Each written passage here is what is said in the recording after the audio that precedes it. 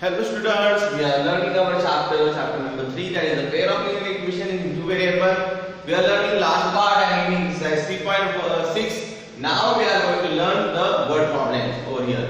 Okay, so let us learn the first problem. Question number 2, that is the first problem. Ritu can row downstream 20 km in 2 hours and upstream 4 km in 2 hours. Find her speed of rowing in still water and the speed of the current. तो देखिए ऋतु नाम की एक लड़की है, वो क्या कर रही है, रोइंग कर रही है कि पानी में जो छोटी बोट चलाते हैं उसको रोइंग कहते हैं। तो ये रोइंग का काम कर रही है वो पानी में। तो पानी में वो क्या है, जब डाउनस्ट्रीम मतलब वाटर के फ्लो के साथ वो जब नीचे जाती है तब क्या होता है कि 2 घंटे में वो कवर करती है डिस्टेंस 20 किलोमीटर का। और अपस्ट्रीम लेकिन पानी के उल्टे दिशा में जब उसका आना होता है तब वो डिस्टेंस कवर करती है। यहाँ पर कितना करती है, 4 किलोमीटर, जब 4 किलोमीटर इन 2 आवर्स। तो यहाँ पर हमें फाइंड करना है कि उसका speed of rowing in still water, मतलब जब नॉर्मल वाटर होता है तो उसमें इसका स्पीड कितना होता है, and speed of the current, और पानी का जो फ्लो है, बहाव है, वो भी कितना है हमें चेक करना है। तो अगेन हमें आ गया है, देखो एग्जांपल यहाँ पर स्पीड का।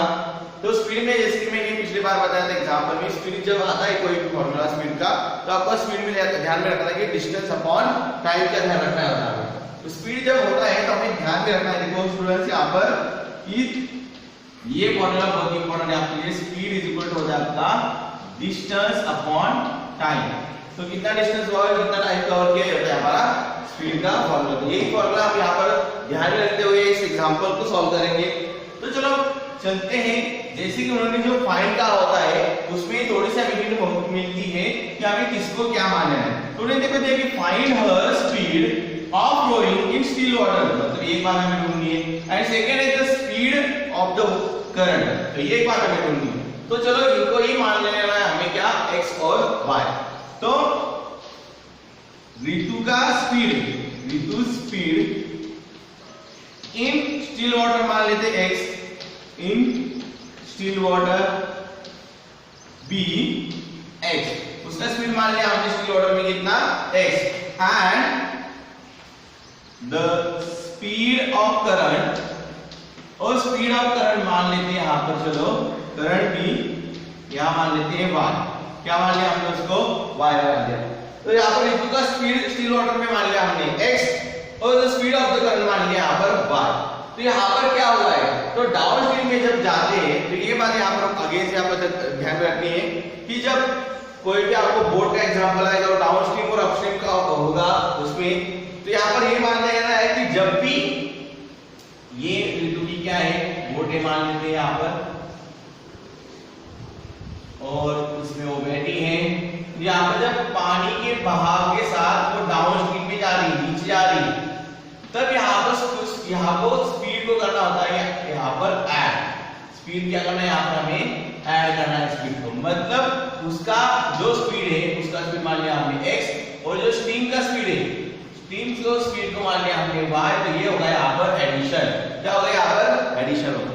और जब भी ऋतु क्या कर रही है, पानी के बहाव के साथ नीचे जा रही है, कैसे जा रही है, नीचे जा रही है, और जब वो नीचे जाती है तब हमें उसके स्पीड को करना है यहाँ पर सबट्रैक्ट, स्पीड क्या करना है यहाँ पर हमें सबट्रैक्ट करना है, जो कि इसका स्पीड है हमारा x, और डाउनस्ट्रीम का स्पीड यहाँ पर वो उल्टा जा रही है, मतलब ऊपर जा रही है, वो किस दिशा में जा रही है, ऊपर जा रही है, जैसे किस दिशा में जा रही है, नीचे जा रही है। तो ऊपर जा रही है जब वो, तो यहाँ पर वो स्पीड तो क्या होगा, इसका भाव यहाँ पर उल्टा है, तो यहाँ पर ये y होगा, तो ये सबट्रैक्शन होगा उनके बीच, क्या होगा यहाँ पर सबट्रैक्ट। तो स्पीड करना है यहाँ पर सबट्रैक्ट। तो ये बात आपको ध्यान में रखनी है कि जब भी स्पीड और बोट होता है, करंट, वाटर करंट जब होता है और बोट का एग्जांपल जब आएगा, तो डाउनस्ट्रीम में क्या करना है, दोनों के स्पीड हो जाएंगे यहाँ पर ऐड, क्योंकि ऋतु जब चलाएगी बोट को तो उसकी स्पीड में जो करंट का स्पीड है दोनों कैसे हो जाएंगे, यहाँ पर ऐड हो जाएंगे। और जब वो उल्टा आती है तो क्या करेगा, जो स्पीड ऑफ करंट है उसकी स्पीड को क्या करेगा, अपोज करेगा, इसलिए यहाँ पर करना है सबट्रैक्ट। तो ये बात हमें ध्यान में रखनी है। तो यहाँ पर एज पर द क्वेश्चन क्या है हमें कि Ritu can row downstream 20 kilometre in 2 hours. तो यहाँ पर कितना डिस्टेंस तो यहाँ पर हम निकाल सकते हैं इसका टोटल स्पीड। टोटल स्पीड कब निकालेंगे हम, यहाँ पर होगा रिड्यूस स्पीड प्लस, अब प्लस क्यों करना है, पहले में फॉर डाउन स्ट्रीम के लिए रख लेंगे हम, for down stream. Down stream में क्या होगा, पहले तो ऋतु का स्पीड और जो वाटर करंट है उसका स्पीड दोनों हो जाएंगे यहाँ पर ऐड, ठीक है। Ritu speed plus water current speed is equal to हो जाएगा हमारा total speed, is equal to क्या होगा हमारा टोटल स्पीड। ऋतु के स्पीड को क्या माना था हमने, ऋतु के स्पीड को माना था हमने x प्लस वाटर करंट को क्या माना था, वाटर करंट की स्पीड को हमने माना था y इज इक्वल टू, लेकिन टोटल स्पीड क्या था हमारा, अब टोटल स्पीड तो हमें पता नहीं, लेकिन हमें दो बातें पता है, डिस्टेंस और टाइम। तो डिस्टेंस कितना है यहाँ पर, तो इज इक्वल टू यहाँ पर होगा टोटल स्पीड, टोटल स्पीड लेकिन पता है हमें डिस्टेंस अपॉन टाइम, लेकिन यहाँ पर हमें पता है डिस्टेंस कितना है, फिर डिस्टेंस कवर किया है यहाँ पर 10 किलोमीटर और टाइम कितना लगा इसको 2 आवर्स लगा। तो ये हो गया total speed, that is the distance upon time, ये है हमारा क्या, डिस्टेंस अपॉन टाइम। तो 20 किलोमीटर था टोटल डिस्टेंस, अपॉन टाइम कितना था उसने 2 आवर्स लगाया था। तो यहाँ पर इसको डिवाइड कर देते हो, 2 1 और 2 0 था, तो यह आ जाएगा हमारा x + y = 10। so that is our equation first।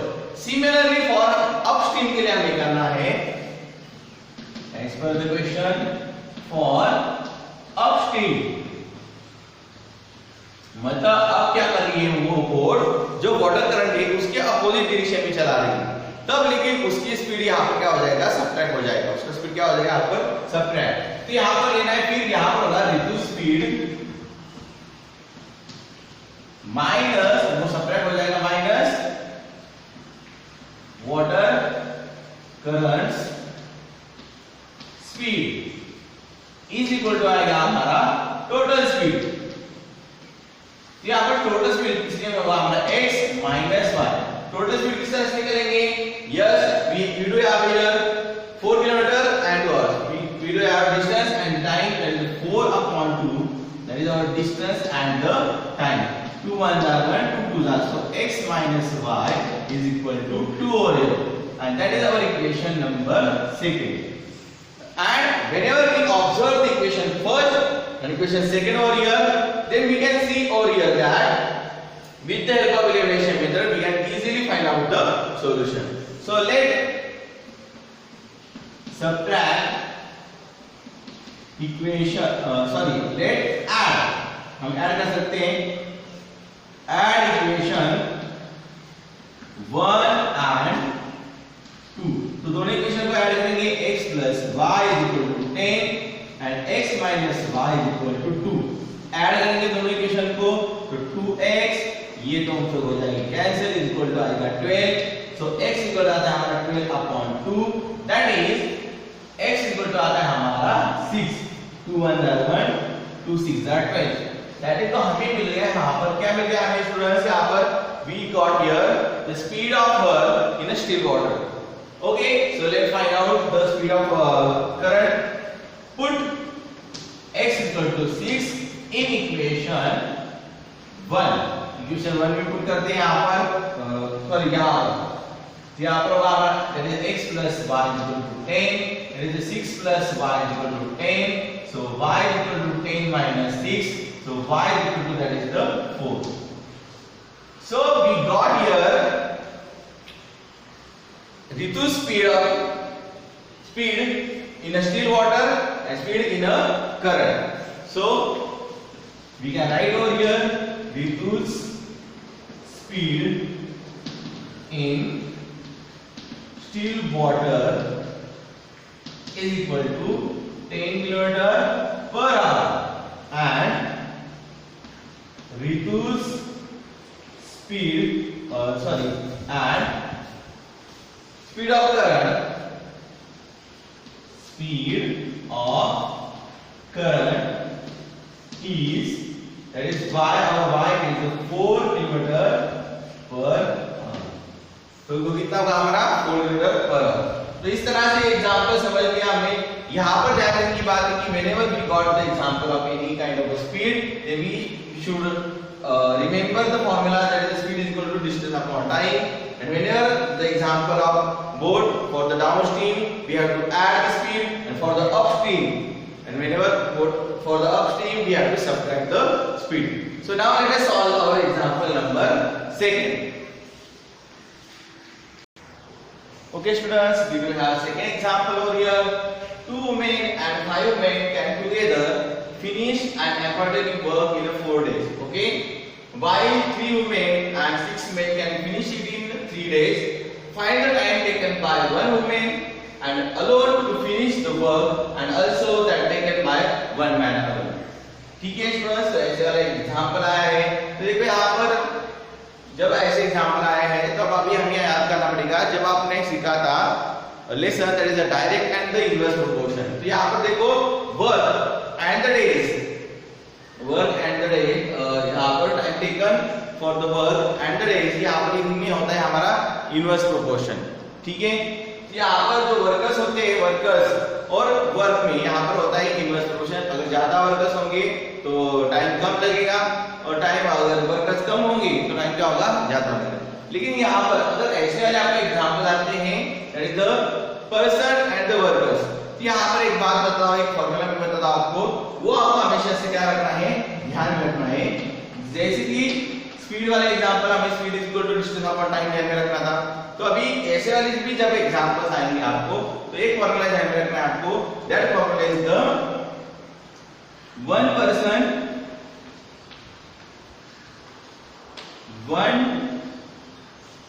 1 day's work is equal to होता है आपका 1 upon number of days। तो ये फॉर्मूला आपको ध्यान रखना है, 1 person 1 day's work is equal to होता है हमारा number of days, 1 upon number of days।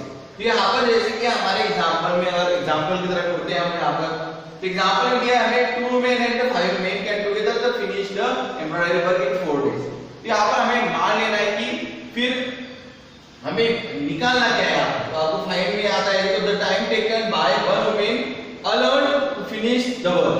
तो यहाँ पर एक वुमेन ने फिर कितना टाइम लगाया, तो टाइम आता है देखो नंबर ऑफ डेज, मतलब यहाँ पर हमने बताया टाइम टेकन, यहाँ पर time taken number of days, यहाँ पर आप और टाइम टेकन भी आ सकते हैं, यहाँ पर टाइम टेकन मतलब कभी कभी आपको हाउस में भी आएगा, यहाँ पर 1 upon नंबर ऑफ डेज कह सकते हैं, तो 1 upon time taken for that work, ये आएगा आपका फॉर्मूले में। आप 1 person 1 day's work is equal to 1 upon time taken for that work, ये भी आपका फॉर्मूला आ सकता है आप। तो ये हम कर सकते हैं यहाँ पर, तो दिया है यहाँ पर क्या, find the time taken by 1 woman alone to finish the work and also that the time taken for the 1 man। Okay, तो यहाँ पर मान लेते हैं let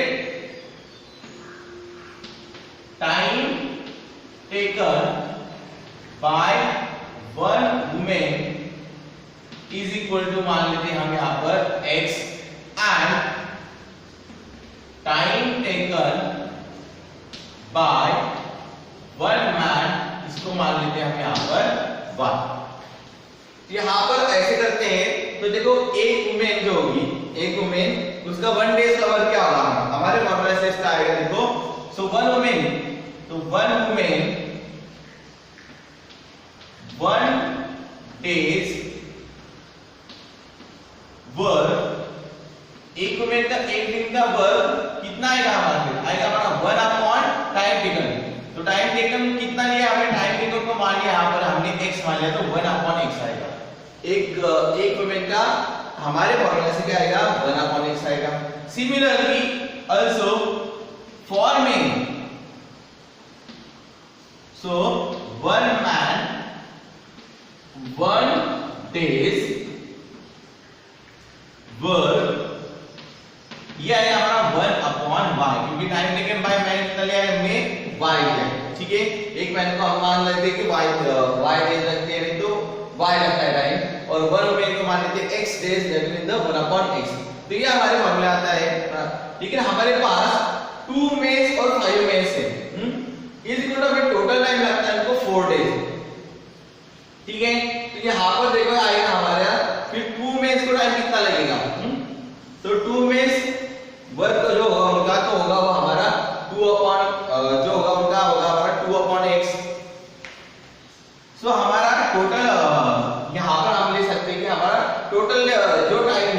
कितना है, डेज में आता है यहाँ पर हमारा।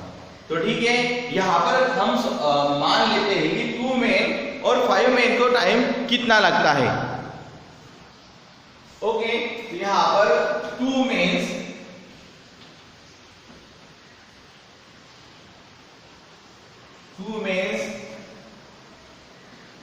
1 डेज वर्क, ये आएंगे हमारे कितने, यहाँ पर क्या आएंगे 2/x आएंगे, कितने आएंगे यहाँ पर 2/x, एंड 5 में 1 डेज वर्क, ये आ जाएगा आपका हमारा 5/x आएगा।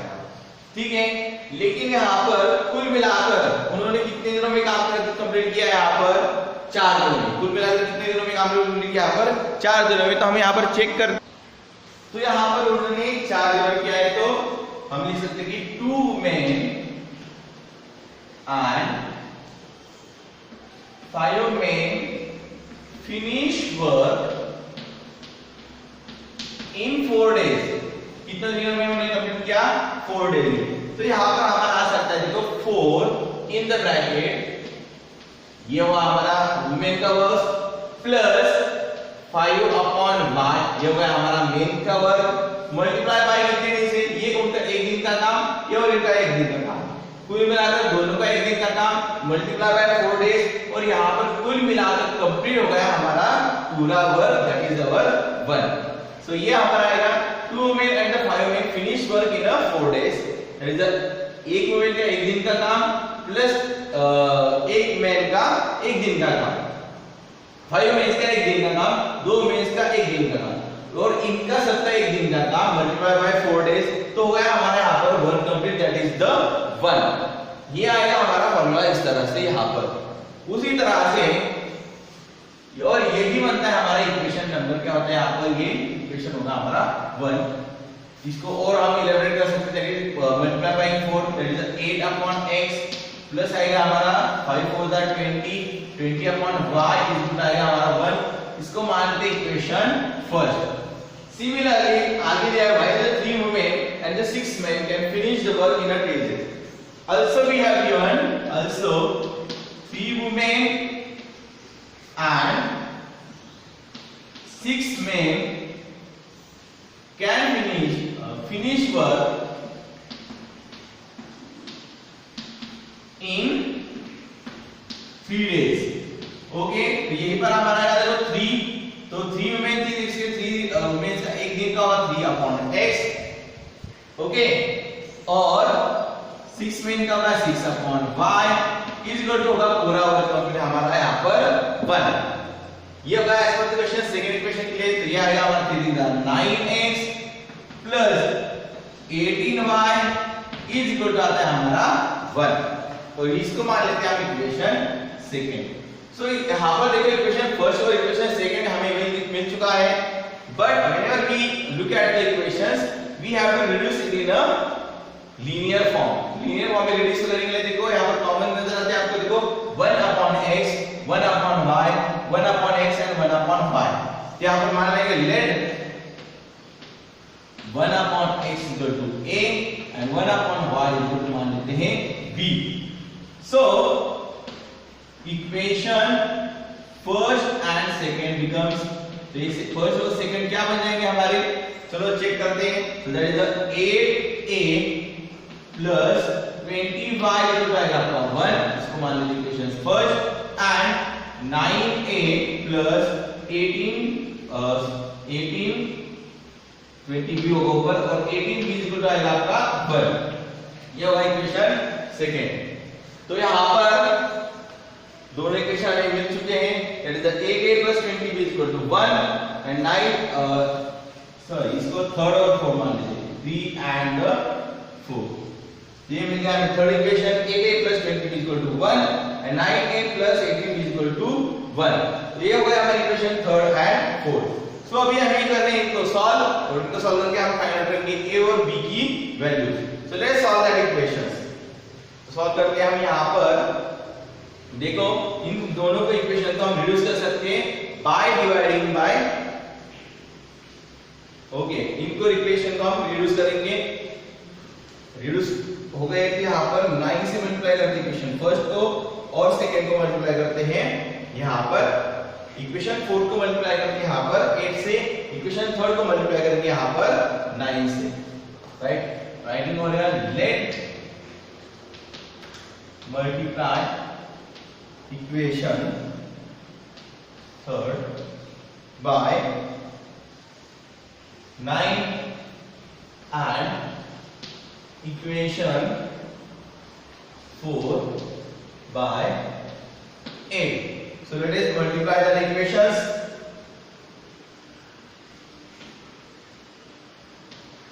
A plus 20b is equal to 1 and 8 9a plus 18b is equal to 1.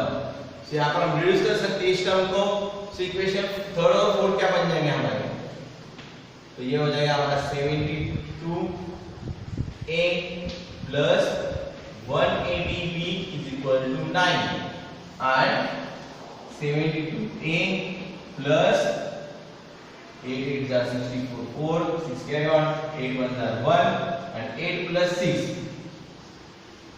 8 19 and 14, that is 144 b is equal to हमारा 8 and now subtract, ये होगा इक्वेशन थर्ड and ये होगा equation fourth. subtract equation third 3 from 4। Equation third को हम क्या करेंगे, 4 से subtract कर देंगे। Let us subtract equations. So 72a plus 180b is equal to 9 and 72a plus 144b is equal to 8। subtract करना है तो साइन चेंज हो जाएंगे,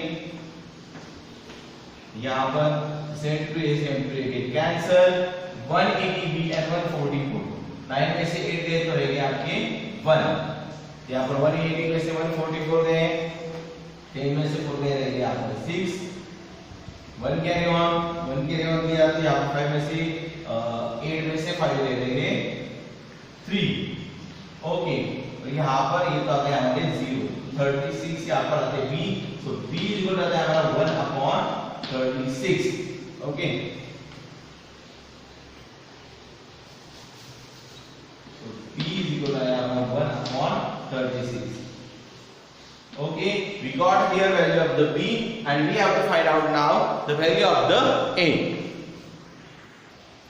Okay, b को मान लिया हमने 1/36, that is the, so put b is equal to 1/36 in equation, रख देते हैं यहाँ पर 4 को, so 4 में रख देते हैं, 4 आएगा हम बोलते हैं हमारा 9a plus 18b is equal to 1, इसमें रखेंगे हम, so 9a plus 18 into 1/36 equal to 1, 18 1s are 1, 18 2s are 36। ये तो यहाँ पर गया दिया गया हमारा 1/2 यहाँ पर, तो 9a plus 1/2 equal to 1, shift कर दीजिए यहाँ पर, तो 9a इक्वल आएगा 1 minus 1/2, दैट इज आएगा हमारा देखो 9a, 1 में से 1 हाफ गए तो आपका 1 हाफ रह जाता है 1 हाफ, तो a is equal to आएगा, देखो a is equal आता है आपका 1/2 into 9, that is the a is equal to आएगा आपका 1/18। So we got here a is equal to 1/18 and the b is equal to 1/36। But we know हमें पता है हमने किसको माना था a, हमने माना था 1/x को a, 1/x is equal to a, तो a कितना है हमारा 1/18, तो 1/x is equal to आएगा हमारा 1/18, जब क्रॉस मल्टीप्लाई करते हैं तो 18 is equal to आएगा हमारा x, that is x is equal to आएगा हमारा 18। तो x मतलब क्या माना था हमने, x मतलब हमने माना था one woman can finish that work in 18 days, ये आएगा हमारा। और also हमें पता है, क्या पता है, that is the 1/y is equal to माना था हमने b, so हमारा आएगा 1/y is equal to 1/36, that is cross multiply करेंगे तो आएगा हमारा देखो 36 इक्वल टू y। इसका अर्थ ये हुआ कि y इक्वल टू कितना आ रहा है हमारा, y इक्वल टू आ रहा है यहाँ पर हमारा, y इक्वल टू आ रहा है यहाँ पर 36। और x और y को हमने क्या माना था, x को माना था हमने time taken by 1 women is equal to x माना था। यहाँ पर आएगा टाइम टेकन बाय 1 और number of days taken by, ये आएगा। So time taken by 1 women is equal to x, that is the 18 days, ये लगेंगे उसको। And time taken by 1 man is equal to आएगा हमारे y, that is the 36 days. Okay, तो उतना दिन उनको काम करने को मिलेगा 1 मैन को और 1 वुमेन को। तो इस तरह से हमारा होता है यहाँ पर example second complete. So let us solve the third and last example of this exercise, that is exercise 3.6। Okay students, let us solve the third example from our exercise 3.6. What we have here, Ruhi travels 300 km to her home party by train and the party by bus. She takes 4 hours if she travels 60 km by train and the remaining by bus. If she travels 100 km by train and the remaining by bus, she takes 10 minutes longer. Find the speed of train and the speed of the bus separately.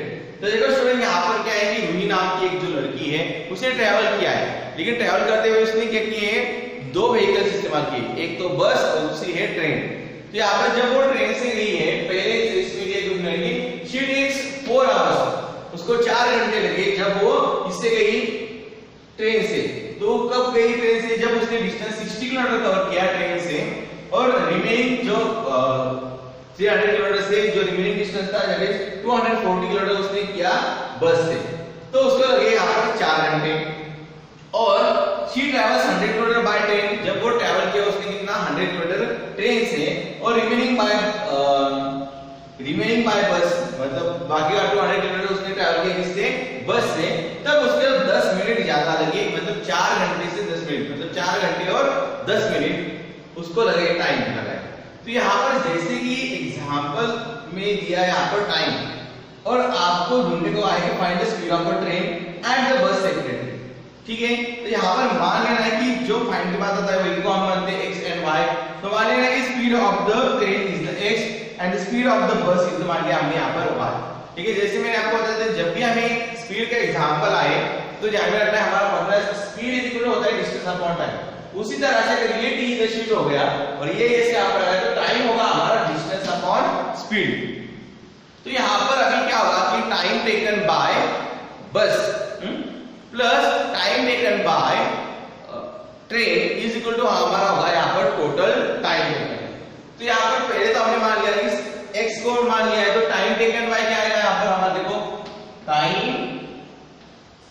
Taken by train plus आएगा हमारा time taken by बस is equal to हमारा total time.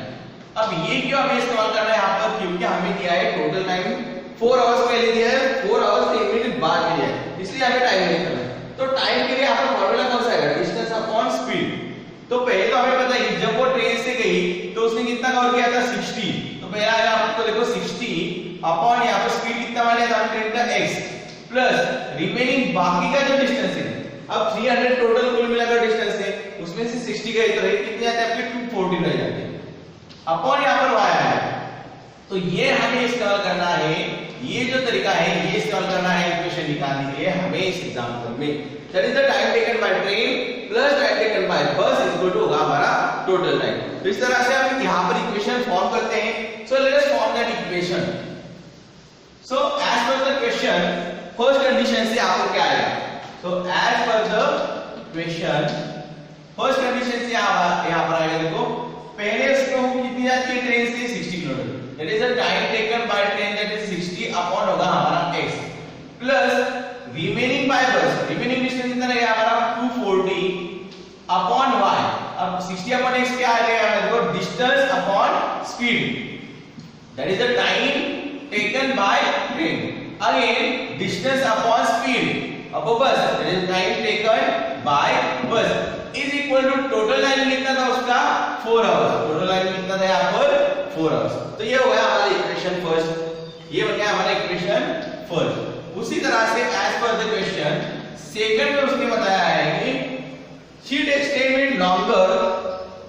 जब वो क्या करती है 100 kilometre करती है डिस्टेंस कवर इससे ट्रेन से, that is the 100 upon x, that is the time taken for the train. Okay, plus अब 100 में से डिस्टेंस कितना है total 300, so that is the 200 upon y, that is the time taken for the bus is equal to कितना है total time. लेकिन total time यहाँ पर है 4 आवर्स और प्लस 10 मिनट ज्यादा लगते हैं. तो 10 मिनट्स हम यहाँ पर 10 मिनट्स में नहीं लिख सकते. 10 मिनट्स को भी हमें कन्वर्ट करना होगा यहाँ पर हॉर्स में कन्वर्ट करना होगा. तो 10 मिनट्स को हॉर्स में कन्वर्ट करेंगे तो हो जाएगा हमारा देखो 10 मिनट का हो जाएगा यहाँ पर 60 अपॉन 10 अपॉन 60 हो जाएगा. क्योंकि हम मिनट्स को जब हॉर्स में कन्वर्ट करते हैं तो डिवाइड बाय क्या करते हैं यहाँ पर 60 करते हैं. तो 10 अपॉन 60 हो जाएगा. तो यहाँ पर ये इक्वेशन सॉल्व करते हैं. चलो ये हो जाएगा तो 100 upon x plus 200 upon y is equal to यहाँ पर क्रॉस मल्टीप्लाई होगा तो 240 plus 10 upon 60, so that is our 100 upon x plus 200 upon y, that is आएगा 250 upon 60. ये गेट कैंसिल हो जाते हैं 0 0, that is 25 upon 6, that is 100 upon x plus 200 upon y is equal to आएगा हमारा 25 upon 6. तो ये आ जाता है हमारा इक्वेशन सेकेंड. तो स्टूडेंट देखो हमें इक्वेशन फर्स्ट मिल गया और इक्वेशन सेकंड मिल गया. तो यहाँ पर हमें क्या करना है, देखो हम इन दोनों इक्वेशंस को क्या कर सकते हैं यहाँ पर रिड्यूस कर सकते हैं. रिड्यूस करेंगे इक्वेशंस को और निकालेंगे हमें x और y की वैल्यू. यहाँ पर पहले तो इक्वेशंस को रिड्यूस कर सकते हैं, जैसे कि इसको डिवाइड कर सकते हैं 2 से पूरा, इसको डिवाइड कर सकते हैं 5 से. लेकिन यहाँ पर चलो 1/x और 1/y को मान लेते हैं और इसको रिड्यूस ना करते हुए भी हम सॉल्व कर सकते हैं. So let अब आ गया इक्वेशन जब 1 और 2 को देखते हैं हम ये लीनियर फॉर्म में नहीं है तो हम इसको रखना है लीनियर फॉर्म में. तो मान लें let 1 upon x equal to a and 1 upon y equal मानते हैं b. वो मान नजर आए 1 upon x 1 upon y and 1 upon y. So our equation 1 and 2 becomes, तो इक्वेशन 1 और 2 क्या बन जाएंगे यहाँ देखो क्या बन जाते हैं 60a plus 240b is equal to हो जाएगा आपका 4 and again 100a plus 200b is equal to हो जाएगा आपका 25 upon 6. तो यहाँ पर ये जो 6 है उससे आप मल्टीप्लाई कर सकते हैं इस साइड में. लेकिन पहले तो हम इसको इन दोनों इक्वेशंस को क्या करेंगे यहाँ पर रिड्यूस कर देंगे. तो रिड्यूस कर देते हैं यहाँ पर 6 से मल्टीप्लाई करते हैं इस इक्वेशन को तो यहाँ पर हो जाएगा देखो ये 6 से इधर मल्टीप्लाई होगा इक्वेशन सेकंड हो जाएगा तो आपका 600a plus 1200b is equal to 25. 6 से मल्टीप्लाई किया इस साइड में ये होगा इक्वेशन थर्ड और ये होगा हमारा इक्वेशन फोर्थ क्योंकि इससे यहाँ पर मल्टीप्लाई किया है. ये बात ध्यान रखिए. तो यहाँ पर देखो अगर 10 से मल्टीप्लाई करते हैं इस इक्वेशन को तो यहाँ पर कुछ बात बन सकती है और बाद में हम इससे इसको क्या कर सकते हैं यहाँ पर सबट्रैक्ट कर सकते हैं. थर्ड से फोर्थ को मतलब फोर्थ को थर्ड से सबट्रैक्ट कर सकते हैं. So let multiply equation third by 10 से मल्टीप्लाई करेंगे इक्वेशन थर्ड को that is 60a plus 240b is equal to 4.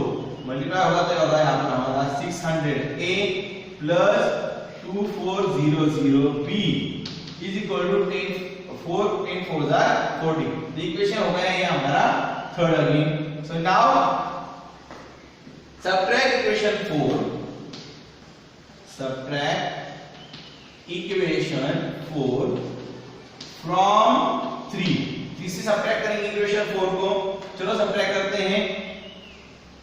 600A plus 2400B equal to 40 होगा हमारा थर्ड इक्वेशन।